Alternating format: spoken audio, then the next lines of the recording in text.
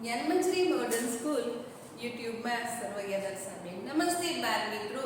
ધોરણ 7 ની અંદર આપણે આગલા લેક્ચરમાં વાત કરી હતી કે પાઠ પહેલો રાજપૂત યુગ, નવા શાસકો અને રાજ્યો. તેમાં આપણે વંશ વિશે વાત કરી હતી. આ ઉપરાંત દક્ષિણ ભારતના રાજ્યો અને ઉત્તર ભારતના રાજ્યો એ આપણે જોયું હતું. એમાં દક્ષિણ ભારતના રાજ્યોની અંદર આપણે વાત કરી રહ્યા હતા કે ચાણક્ય વંશ, અને ચાણક્ય વંશ જ્યારે નબળો પડ્યો દક્ષિણ ભારતની અંદર નર્મદા નદીના કિનારે જે વિસ્તાર થયેલો હતો આ ચાણક્ય વંશ, અને જ્યારે એની પરિસ્થિતિ નબળી થઈ એ રાજ્યની, અને પછી જે રાજ્ય આવ્યું હતું એ રાજ્ય કયું હતું તો કે રાષ્ટ્રકૂટ વંશ. આપણે 4 વંશ જોયા દક્ષિણ ભારતની અંદર. તો ચાણક્ય, રાષ્ટ્રકૂતો, પલ્લવો અને ચોલ અને પાંડ્ય અને ચેર, આ 5 વંશની અંદર બીજું જે હતું એ રાષ્ટ્રકૂટ. ચાણક્ય વંશ મેં આગલા લેક્ચરની અંદર વાત કરી હતી. હવે ચાણક્ય વંશ પછી રાષ્ટ્રકૂટની અંદર જે પ્રથમ રાજા હતો એ પ્રથમ રાજા કોણ હતો તો કોઈ ઇન્દ્ર પ્રથમ, ઇન્દ્ર નામનો રાજા હતો. આ રાષ્ટ્રકૂટ વંશની અંદર ઇન્દ્ર નામનો રાજા અને ગોવિંદ ત્રીજો છે એ રાષ્ટ્રકૂટનો મહાન શાસક હતો. પછી આ સમયની અંદર જોઈએ તો યાદવ વંશના પણ 2 રાજ્ય આવી ગયા, અને યાદવ વંશ છે એમાં આની અંદર અસ્તિત્વમાં આવ્યું, અને એમાં દેવગીરી અને દ્વારસમુદ્રમાં હોયસલ વંશનું રાજ્ય હતું.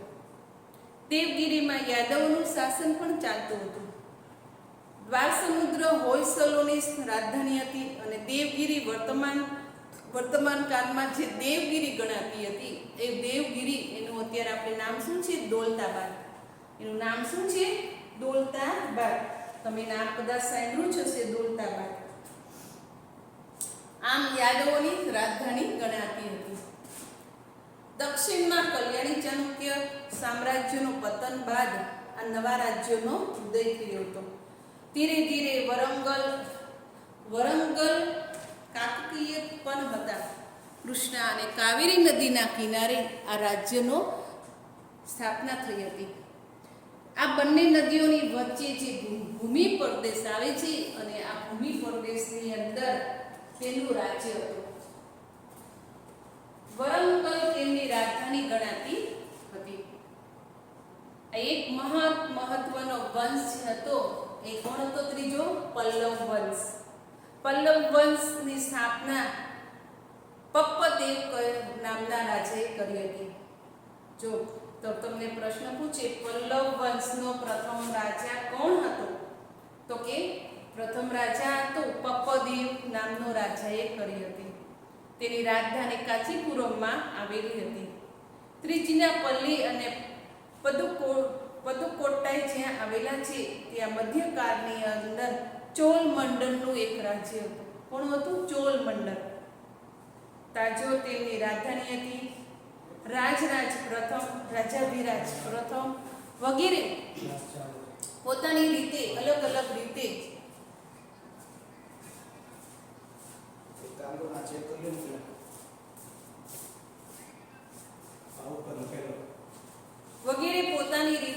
પાંડવોનું રાજ્ય ચલાવતા હતા. અહીંયા જુઓ તો વેપારનું એક મોટું મથક હતું. આ મથકની અંદર જુઓ તો કેટલીક રીતે વેપારના અલગ અલગ રાજ્યોમાંથી બધા રાજ્યોનું જે મોટામાં મોટું વેપાર ગણાતું તે મોટું મથક ગણાતું હતું. તલમથી અલગ થયેલા એક ભાગ પર ચેર વંશનું શાસન હતું. ચેરનું બીજું નામ શું હતું? કેરળ. અહીંયા તમને પ્રશ્ન પૂછ્યો છે ચેરનું બીજું નામ શું છે? તો અહીંયા જવાબમાં છે ચેરનું બીજું નામ કેરળ છે. જો અત્યારે આપણે ઘણા બધા પ્રશ્નો જે નામ છે એ બદલાઈ ગયા છે. અહીંયા દેવગરીનો બીજો પ્રશ્ન આપણે દેવગીરીનું બીજું નામ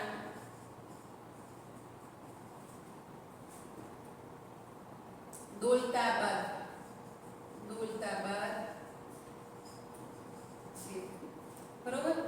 પછી ત્રીજું અગર આપણે જોઈતું ને કચ્છ, તો કચ્છનું આપણે નામ શું જોઈતું એ પણ લખી દઈએ સાથે, એટલે તમને યાદ રહે કે કચ્છનું પહેલાનું નામ શું હતું. તો કે પાટગઢનું નામ શું હતું પહેલા? પાટગઢનું બીજું નામ લખપત છે. પછી ચોથું ભદ્રાવતીનું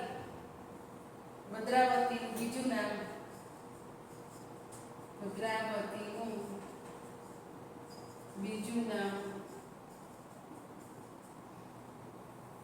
કચ્છ પડ્યું છે.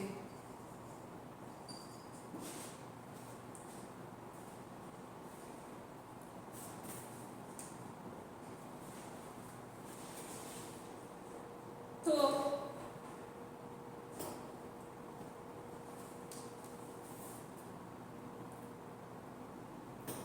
આમ દક્ષિણ ભારતની અંદર જોઈએ તો ચેરનું નામ બીજું શું હતું? કેરળ અથવા શું છે? મલાયમ. કેરળ અથવા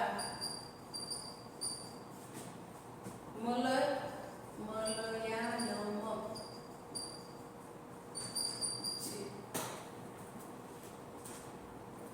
ચેર વંશનો પ્રથમ શાસક કોણ હતો? અયન છે. અયમ નામનો રાજા છે એ ચેર વંશનો પ્રથમ રાજા હતો અને સેતુગવન અને ચેર શાસકોમાં સર્વશ્રેષ્ઠ શાસક તરીકે ગણાતો હતો. હવે આપણે દક્ષિણ ભારતના રાજ્યો, ઉત્તર ભારતના રાજ્યો, આ બંને બધું જોયું આપણે, કોણ કોણ છે, શું શું એ લોકોએ કર્યું. તો હવે આવશે રાજપૂત યુગની શાસન વ્યવસ્થા. શું આવશે? રાજપૂત યુગની શાસન વ્યવસ્થા. બરોબર, આ ટોપિક છે.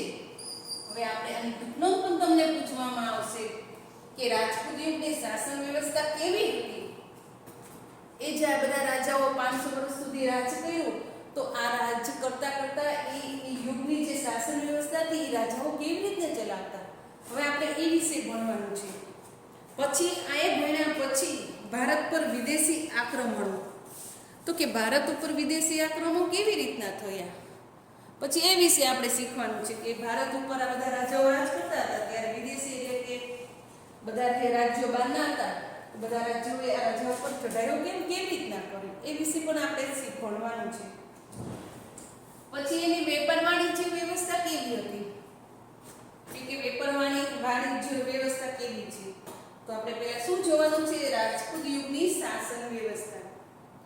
રાજપૂત યુગ વિવિધ રાજવંશોનું શાસન ગણાતું હતું. એ સમયની અંદર શાસક રાજ્યવંશોમાં પરિવર્તિત પામતો હતો. રાજપૂત યુગમાં રાજાનું પદ વંશ પરંપરાગત ગણાતું હતું. જો જ્યારે ટૂંકમાં તમને પૂછવામાં આવે કે રાજપૂત યુગની શાસન વ્યવસ્થા કેવી હતી, તો રાજપૂત યુગની શાસન વ્યવસ્થા વિશે આપણે પોઈન્ટ પાડીને જ બધા મુદ્દા લખવાના છે. આમ ફકરાની જેમ લખવાનું નથી. તમે લોકો જો ફકરાની જેમ લખશો ને તો તમને યાદ નહીં રહે, અને જે પોઈન્ટ પાડીને લખશો ને તો એક એક શબ્દ તમને મનમાં યાદ રહી જશે, ગોખાઈ જશે. કે પહેલા તો રાજપૂત યુગની શાસન વ્યવસ્થા કેવી હતી, તો કે રાજપૂત યુગની શાસન વ્યવસ્થા વંશ પરંપરાગત ચાલી આવતી હતી. એક પોઈન્ટ થયો. બીજું, રાજપૂત યુગની અંદર રાજાનો જે જ્યેષ્ઠ પુત્ર હતો એ રાજ્ય અધિકારી બનતો હતો, અને રાજા પોતાના પુત્રોમાંથી કોઈ પણ એક પુત્રને પુત્ર અધિકાર તરીકે, એક પુત્રને યુવરાજ તરીકે બનાવતા હતા, જે વંશ પરંપરાગત આવતી હતી. પછી બીજો પોઈન્ટ કે રાજા કોઈ પણ વંશની અંદર પોતાના કોઈ પણ એક પુત્રને પુત્ર અધિકાર તરીકે એને રાજગાદી સોંપતા હતા. ત્રીજો પોઈન્ટ, યુવરાજ પાછળથી રાજા બનતો હતો.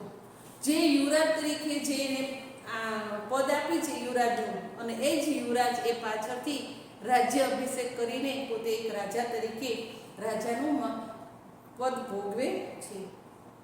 લોકો અને રાજ દરબારીઓ ચૂંટણી કરીને અથવા પસંદગી કરીને રાજાઓની પસંદગી કરી અને પોતાને ઉદાહરણ આપે છે. દાખલા તરીકે કાશ્મીરનો યશગરનો બ્રાહ્મણોની સભાએ પસંદ કરી હતી. આ સમયે મંત્રીઓના બે પ્રકાર હતા, અમાત્ય અને સચિવો. અમાત્યનું કાર્ય મંત્રણા અને રાજનીતિ કરવાનું હતું.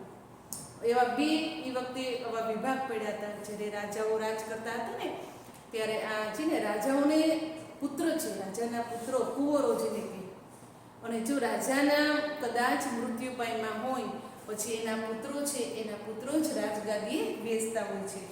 અને આ રાજગાદી ઉપર જે પુત્રો બેસે છે ને એને પ્રજા પોતે ચૂંટી કાઢે છે, અને સર્વોચ્ચ જે આ રાજા જે કે કાંઈ કે એ જ પ્રજાને માન્ય રાખવું પડે છે.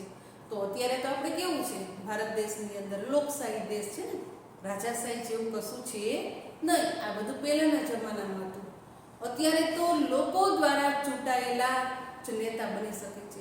લોકો વોટ આપે, મત આપીને જ પોતે નેતા બનાવે છે કે ક્યાં વ્યક્તિ સારા છે, ખરાબ છે, ક્યાં શું કાર્ય કરી શકશે, વ્યક્તિની હિંમત છે, આ છે, બધા ગુણો જે વ્યક્તિ વોટ આપીને પોતાનો મત, કિંમતી મત આપીને નેતાઓને વરણી થતી હોય છે. તો આવી રીતના સચિવોનું કાર્ય લડાઈ તથા સુલેહનું હોય છે. દરેક પ્રકારની નીતિનો અંતિમ નિર્ણય રાજા કરતો હોય છે. આવા બે વિભાગ પાડ્યા હતા, અમાત્ય અને બીજું છે સચિવો. તો અમાત્યનું શું કાર્ય હતું ખબર છે? મંત્રાલય અને રાજનીતિ રચવાનું કાર્ય હતું. જે રાજાના દરબારમાં જે કંઈ થાય મંત્રણા અને રાજનીતિનું. અને સચિવો હતા ને બીજો વિભાગ સચિવોનું શું કાર્ય હતું કે લડાઈની અંદર શું કરવું, લડાઈ અને લડાઈ થયા પછી જે પ્રજાની અંદર ક્રોધ, જેને કહેવાય ને ક્રોધ ને આમ તે જે યુદ્ધ કરતા અને સુલેહ કરવાનું કાર્ય હતું, એટલે કે શાંત પાડવાનું કાર્ય હતું.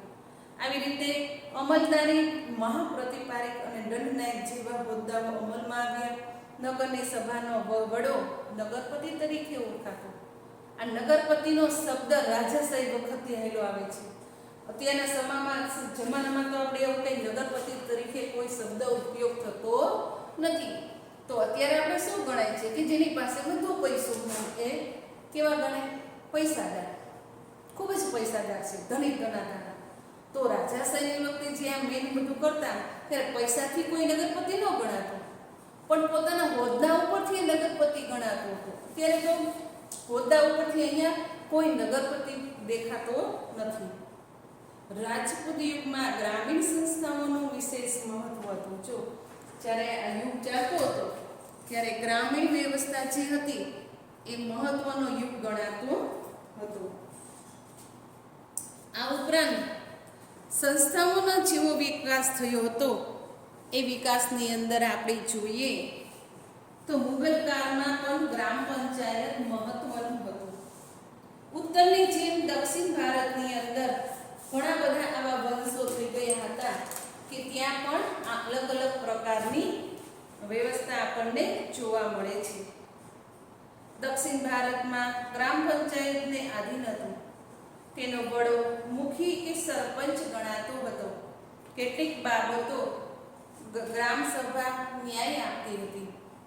રાજ્ય શાસનમાં ન્યાયતંત્રનો સર્વોચ્ચ વડો ગણાતો હતો.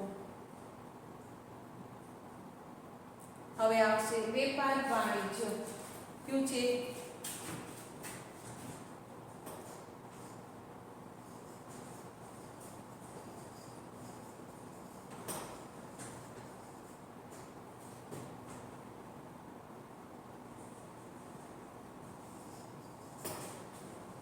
વેપાર વાણિજ્ય. તો કે રાજાઓ જ્યારે રાજપૂત યુગની અંદર રાજાઓ રાજ કરતા હતા ને કે વેપાર વાણિજ્ય કેવું હતું, વેપાર કેવી રીતના ચાલતો હતો? અંદરો અંદર ચાલતો હતો. એકબીજાના એક જગ્યાએથી બીજી જગ્યાએ સ્થળાંતર થતું હતું. શું આયાત શું નિકાસ એ આપણે અહીંયા જોવાનું છે. 8મી સદીથી 12મી સુધીની અંદર આ વેપાર વાણિજ્યનો જે વિકાસ થયો હતો આપણે તેની ચર્ચા કરવાની છે. તો ભારતની અંદર 8મી સદીથી 12મી સદીની અંદર કોણ હતું? તો કે મુસ્લિમનું શાસન હતું. કોનું હતું? મુસ્લિમનું. અડધા રાજપૂત યુગના હતા, પણ વધારે પછી છેલ્લે કોણ આવ્યું? મુસ્લિમ શાસન. 8મી સદીના આરબ રાજ્યનો વિસ્તાર થયો અને એ વિસ્તારની અંદર મહમૂદ ઇબ્ન કાસિમી ભારતના ઉત્તર અને પશ્ચિમ ભાગ ઉપર આક્રમણ કર્યું હતું. કોણ હતો? મોહમ્મદ ઇબ્ન કાસિમી. વાયવ્ય ખૂણામાંથી સુબકતે યકીનના લશ્કરે પણ આક્રમણ કર્યું હતું. આ આક્રમણ તે સમયે ભારતના રાજ્ય સત્તામાં સ્થાયી થયા હતા. ગજનીના સુલતાન મોહમ્મદ ગજનીએ ઈસવીસન 1000 થી 1026 સમયગાળા ભારતની અઢળક ધન સંપત્તિ જોઈને મોહમ્મદ ગજની જો ભારત ઉપર ચઢાઈ કરી હતી. કોણે કરી હતી? મોહમ્મદ ગજનીએ. શા માટે? તમને એવો પ્રશ્ન પૂછવામાં આવશે, મોહમ્મદ ગજનીએ શા માટે ભારત ઉપર ચઢાઈ કરી હતી? તો કે ભારતની ઈસવીસન 1000 થી 1026 વર્ષ એટલે કે 25 વર્ષની અઢળક સંપત્તિ જોઈ ગયો અને એ જ સંપત્તિ જોઈને એને થયું કે ના, મારે ભારત ઉપર ચઢાઈ કરવી છે અને ચઢાઈ કરીને અઢળક સંપત્તિ એ પોતે જીતવા માંગતો હતો. એટલે મોહમ્મદ ગજનીએ ચઢાઈ કરી અને એ ચઢાઈની અંદર ભારતની અઢળક સંપત્તિ તે જીતી ગયો. એક પછી ચઢાઈઓ એને શરૂ રાખી અને દરેક વખતે તાકાતવાર થઈને ભારત ઉપર ચઢી આવતો હતો. આ સમયે ભારતના શાસકો એક થઈને શક્તિશાળી સેના બનાવી ન શક્યા. ભારતના દરેક રાજ્ય હતા, છતાં શક્તિશાળી રાજ્ય કોઈ બનાવી શક્યા નહીં. પરિણામે 1025ની અંદર સોમનાથ ઉપર મોહમ્મદ ગજનીએ ચઢાઈ કરીને અઢળક સંપત્તિ લૂંટી લીધી. તમને પ્રશ્ન પૂછવામાં આવશે કે ગુજરાતના સોમનાથ મંદિર ઉપર કયા રાજાએ ચઢાઈ કરી હતી?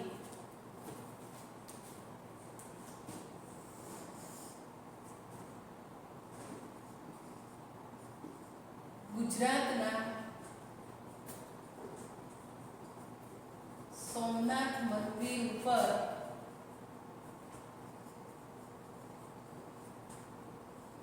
કયા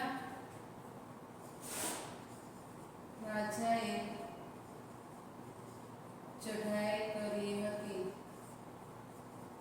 બરોબર પ્રશ્ન છે, તો અહીંયા એનો જવાબ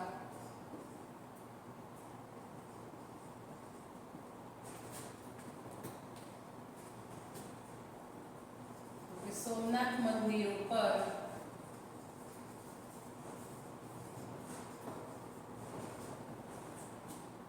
ઈસવીસન 1025માં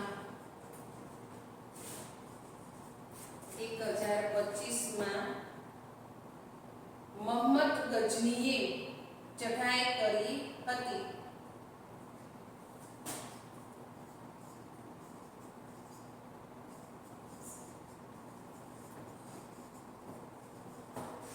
મોહમ્મદ ગજનીએ